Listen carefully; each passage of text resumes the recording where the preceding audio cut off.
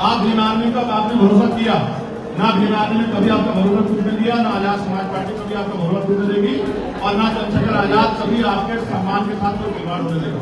मैं विश्वास से कहता हूँ कि माननीय काशीराम साहब और बाबा साहब अम्बेडकर का जो अधूरा सपना है वो हम लोग इसी सदी में आप लोगों के सहयोग से पूरा करेंगे। कुछ नहीं बदला है, आज भी सेवा में हमारे लोग करते हैं और आज भी हमारे माए गांव में सबसे महिला उठाती है, बदला है देश में। आज भी जुर्म जाति के शिकार होते हैं, एनसीआरबी का डाटा ही कहता है कि लाखों महिलाओं का देह हत्या होती है। ये भारत तब तक ऐतिहासिक भारत नहीं बनेगा, प्रभु भारत नहीं बनेगा, सम्राट अशोक के सपनों का भारत नहीं बनेगा जब तक संविधान को मानने वाले असल लोग, वंचित वर्ग के वो लोग जो दर्द रखते हैं अपने दिल में, वो कुर्सियों में नहीं आके बैठेंगे। कितनी बहनों की जान गई नहीं गई हाथरस में, गई या नहीं गई? तो ये रास्ता बाबा साहब ने दिखाया था कि बाबाओं के पास जाने का।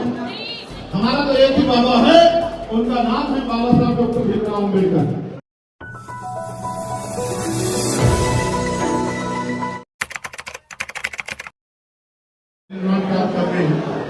जिन महान हस्तियों के संघर्ष है और ये सूची जो लगी हुई जिन्होंने बुद्ध विहार को बनाने में बहुत बड़ा योगदान दिया, ज्ञानचंद आजाद जी, श्रद्धेय रघुवीर सिंह घोष जी, मैं उन सबको भी आज इस ऐतिहासिक अवसर पर याद करता हूँ। साथ साथ हमारे भीम आर्मी के पुराने साथियों को जिन्होंने बहुत संघर्ष किया और यहाँ काम करने वाले हमारे कर्मचारी साथियों का भी मैं धन्यवाद करता हूँ। मैं आपके बीच दोबारा आऊंगा जब आपका कार्यक्रम होगा ना, तब मैं आपके बीच दोबारा आऊंगा। लेकिन मैंने आपसे कुछ कहा था, अगर आपको याद हो आपके कार्यक्रम में, कि हम नगीना लोकसभा 1.5 लाख से ज्यादा वोटों जीत रहे, कहा था नहीं कहा था? और जीते कि नहीं जीते?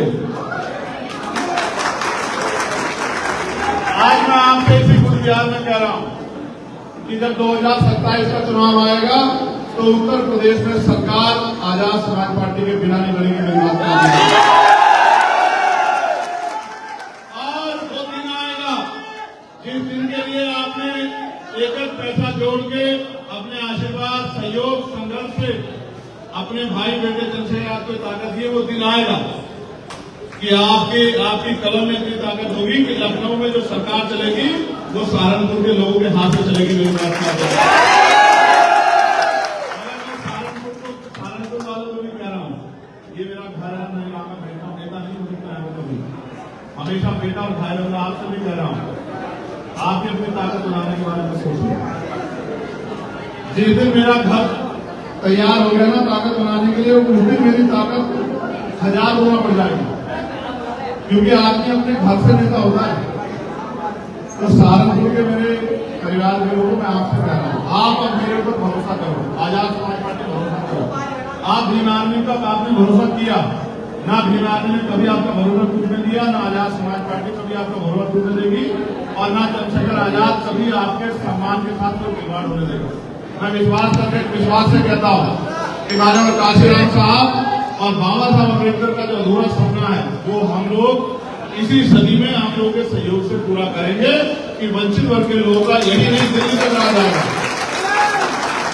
अभी भी पार्लियामेंट में रिजर्वेशन की वजह से 131 एमपी हैं SC के, आपने कुछ को मौका नहीं मिला, कुछ को आपने सुना होगा, कोई कुछ बात करता है, कोई कुछ बात करता है, लेकिन हमारी कोई बात नहीं करता। मुझे जितना समय मिला मैंने देश के हर वंचित वर्ग को छूने का प्रयास किया कि उनकी समस्याओं के बाद, चाहे आशा कार्यकर्ता हो, चाहे आंगनबाड़ी बहनें हो, चाहे भोजन माता हो, चाहे सफाई कर्मचारी हो, चाहे पुलिस के साथी हो, चाहे होमगार्ड के साथी हो, चाहे रिजर्वेशन इन प्रमोशन में SC ST OBC के लिए मांग हो, चाहे निजी क्षेत्रों में आरक्षण की मांग हो, चाहे किसानों की समस्या हो, चाहे महिलाओं पर होने वाला उत्पीड़न हो, चाहे कोई और समस्या हो, मैंने सभी समस्या पर सरकार से सवाल पूछे। विश्वास करो, अभी तो एक चंद्रशेखर आजाद वहां है, जब अगले 5 साल बाद आपके आशीर्वाद से सैकड़ों चंद्रशेखर आजाद वहां पहुंचेंगे, तब आप देखना कि कोई इधर उधर की बात नहीं रहेगा, सब आपके अधिकारों की बात करेगा। मैंने उनसे पूछा कि नौजवान पेपर लीक होने नौजवानों को रोजगार कहां से मिलेगा। मैंने पूछा कि जब निधिकरण हो जाएगा तो सरकारी नौकरी रहेगी तो आरक्षण में हम लोग क्या करेंगे। मैंने सब विषय में पूछा और मैंने ये भी पूछा कि NMS करके हमारे लोगों को निकाले, इसका जवाब भी दो। और मैंने जो मूछे रखने पे, घोड़ी पे बैठने पे, मटकी छुरी पे जो हत्या हुई आजाद भारत में, मैंने उसको भी पूछा। कुछ नहीं बदला है। आज भी इस सेवा में हमारे लोग मरते हैं और आज भी हमारे माए गांव में सबसे महिला उठाती है। बदला देश में आज भी जुर्म जाति के शिकार होते हैं। एनसीआरबी का डाटा ही कहता है कि लाखों महिलाओं का रेप हत्या होती है। ये भारत तब तक ऐतिहासिक भारत नहीं बनेगा, प्रभु भारत नहीं बनेगा, सम्राट अशोक के सपनों का भारत नहीं बनेगा, जब तक संविधान को मानने वाले असल लोग, वंचित वर्ग के वो लोग जो दर्द रखते हैं अपने दिल में, वो कुर्सियों में नहीं आके बैठेंगे। मैं आपसे आग्रह करूंगा कि अब आप अपना आशीर्वाद आजाद समाज पार्टी को दें।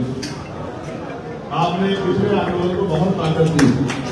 अब मैं आपसे आग्रह करता हूँ मेरे पढ़े लिखे समाज के लोगों, जब आजाद समाज पार्टी नामक पेड़ आपके लिए तैयार हो गया, आपको छांव देने के लिए, फल देने के लिए, आपकी सेवा करने के लिए, फूल देने के लिए, तो आप इधर उधर मत भटको। अब आप आजाद समाज पार्टी की ताकत बढ़ाओ, जिससे जुल्म भी मत हो, नए अवसर भी पैदा हो। मेरे पढ़े लिखे नौजवान भाई बेरोजगार घूम रहे हैं। अगर आज हम ताकत में होते तो इस सबको रोजगार की व्यवस्था एक दिन में करा के दिखाता हूँ। लेकिन अभी बात आगे बढ़ेगी और लड़ाई आगे बढ़ेगी। और मैं जो साथी हमारे साथ चल रहे हैं उनसे आग्रह करके कहूंगा, अनुशासित होकर अपने कार्यक्रम को पूरा करो। अनुशासित हो। तुम्हें कोई दूसरा कहे, पुलिस का साथी कोई भी इधर हो जाओ तो ये मुझे अच्छा नहीं लगता।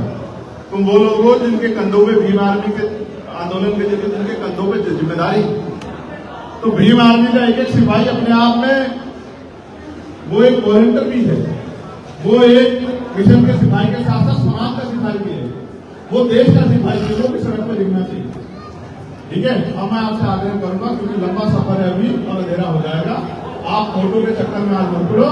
असली फोटो जो है इस फोटो में कुछ नहीं रखा, असली फोटो जो बाबा साहब अम्बेडकर के विचारों की संविधान है उसको लागू कराने के लिए राष्ट्रीय शक्ति बनाओ।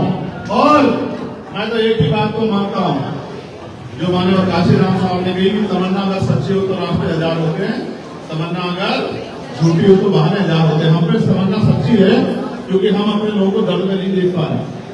जब हम गांव में, अभी हमारी कितनी बहनों की जान गई नहीं गई हाथरस में, गई या नहीं गई, तो ये रास्ता बाबा साहब ने दिखाया था कि बाबाओं के पास जाने का। हमारा तो एक ही बाबा है, उनका नाम है बाबा साहब डॉक्टर भीमराव अम्बेडकर। जब हम बाबा साहब भीमराव अम्बेडकर के रास्ते में चलेंगे तो हम मरेंगे नहीं, कोई जाते हैं। इसलिए आपसे कह रहा हूँ। और इसमें प्रशासन का, पुलिस का भी फेलियर है। मैं गया था सुप्रीम प्रशासन में, गुरु जी 10 पुलिस वाले नहीं थे वहां। मैंने उस दिन कहा था कि कोई बड़ी घटना घट सकती है क्योंकि उसमें कोई नेता नहीं गया, इतना बड़ा कोई वीआईपी नहीं गया, तो पुलिस के लोग और एडमिनिस्ट्रेटिव के लोगों ने परवाह नहीं की। उन्होंने गरीब लोग मरना तो क्या फर्क पड़ता है। अगर कोई नेता होता, पैसे वाला होता तो वहां सारी जांच चौबंद होती। लेकिन गरीब घर के लोग हैं, अपनी बीमारी से ठीक होने के लिए, गरीबी बेबसी से बचने के लिए, घर की पीड़ाओं को दूर करने के लिए चले गए बाबा के पास कि बाबा सुधार करेंगे। बाबा तो अपनी जान नहीं बचा पाएंगे, समझे नहीं समझे। बाबा साहब का संविधान तो जान बचाता है, बाबा का मंत्र नहीं बजाता। अगर बाबा का मंत्र बजाता तो इतने लोगों की जान नहीं जाती। तो इसलिए फिर कह रहा हूं, आजादी से पहले जब संविधान में अधिकार नहीं था तब महिलाओं शोषित जीवन जीती थी। अब तो मैं जियो, अब तो महिलाओं को बराबर का अधिकार है। महिला प्रधानमंत्री भी बन गई, मुख्यमंत्री भी, राष्ट्रपति भी बन गई। अब तो जागो और महिलाओं को नेतृत्व करना चाहिए। इसी बातों के साथ मैं आपका स्वागत अभिनंदन करता हूँ, धन्यवाद देता हूँ।